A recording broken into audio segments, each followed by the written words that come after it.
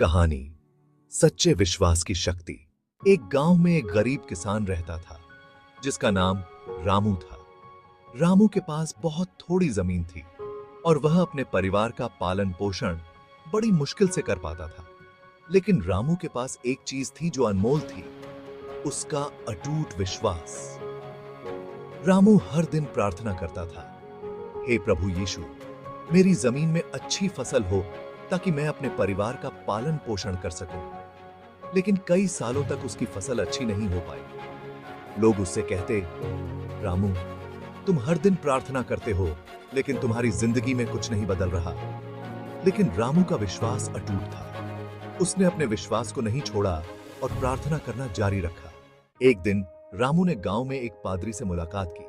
पादरी ने रामू से पूछा, रामू, तुम्हारी जमीन में अब तक अच्छी फसल क्यों नहीं हुई? रामू ने जवाब दिया, पादरी जी, मैं प्रभु यीशु पर पूरा विश्वास करता हूं। मैं जानता हूं कि एक दिन मेरी मेहनत और प्रभु का आशीर्वाद मिलकर मुझे अच्छी फसल देंगे। पादरी ने रामू की ओर देखा और कहा, रामू, क्या तुमने कभी सोचा है कि प्रभु यीशु तुम्हें क्या सिखा रहे हैं?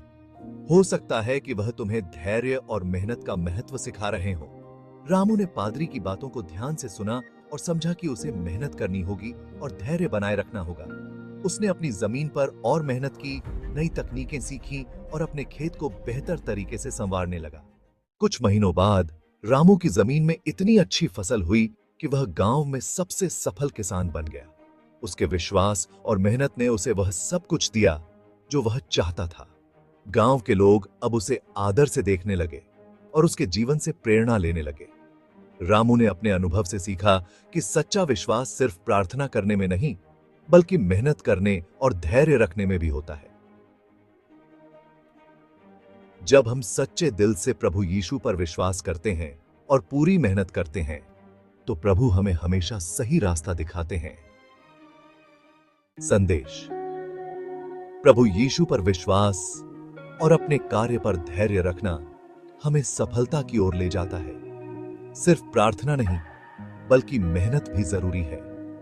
जब हम सच्चे दिल से विश्वास करते हैं और मेहनत करते हैं, तो प्रभु हमें कभी निराश नहीं करते। प्रभु ने कहा है, बाइबल वचन जो विश्वास करता है उसके लिए सब कुछ संभव है।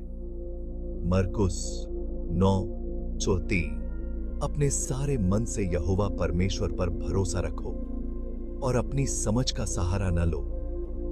नीति वचन 3:5।